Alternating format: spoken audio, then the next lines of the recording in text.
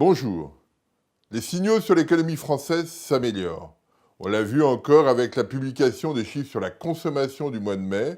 Il y a une accélération en mai et pour l'ensemble du trimestre, si on regarde l'acquis à la fin du mois de mai, on est à 2,9% de progression en taux annualisé, ce qui montre une accélération par rapport au premier trimestre.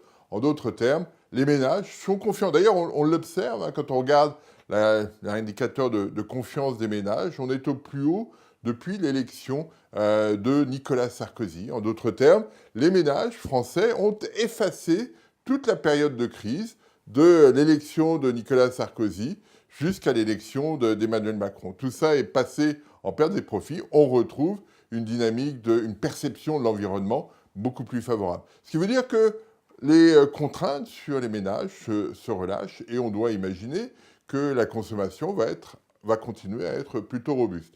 Du côté des entreprises, on a des signaux qui sont forts, à la fois dans les enquêtes qui sont menées, mais aussi dans les intentions d'investir. Quand on regarde les commandes en biens d'équipement, on a des signaux très forts et généralement, cela donne une bonne approximation de ce que sera l'investissement des entreprises. En d'autres termes, la demande interne privée, qui est au cœur de la croissance économique, retrouve une allure beaucoup plus robuste et suggère, comme l'indique l'INSEE, que la croissance pourrait être peut-être à 1,6%. Nous étions à 1,5%. Si on passe à 1,6, c'est encore mieux. Donc on a ce contexte qui est favorable. Alors, dans cet environnement, Emmanuel Macron a la capacité de faire passer plus facilement ses lois sur le marché du travail. On sait que ces lois bousculent ce qui était acquis pour l'instant et acquis de longue date, mais l'environnement de croissance favorise les changements qui peuvent s'opérer. Les réformes structurelles ne se font que quand il y a de la croissance et ne sont des succès que quand il y a de la croissance. On est dans cette configuration-là et cette configuration va durer parce que nos voisins, les Allemands, les Italiens, les Espagnols, vont plutôt bien et vont nous pousser aussi vers le haut, comme on les poussera également vers le haut. Donc on a une dynamique de la zone euro qui est plutôt favorable.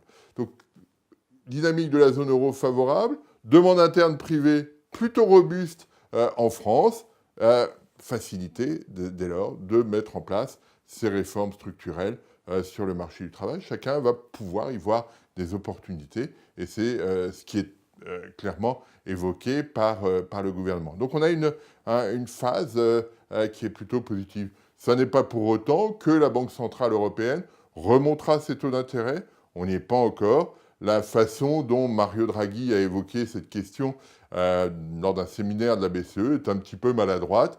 Il me semble qu'on n'est pas encore dans cette phase-là. Il me semble que la BCE non plus n'est pas dans cette phase-là. Mais il y a eu une surinterprétation par les investisseurs de ce qui a été dit lors de ce séminaire. Donc voilà, un environnement plutôt favorable pour la zone euro et la France, très clairement, en profite et continuera d'en profiter. Je vous remercie.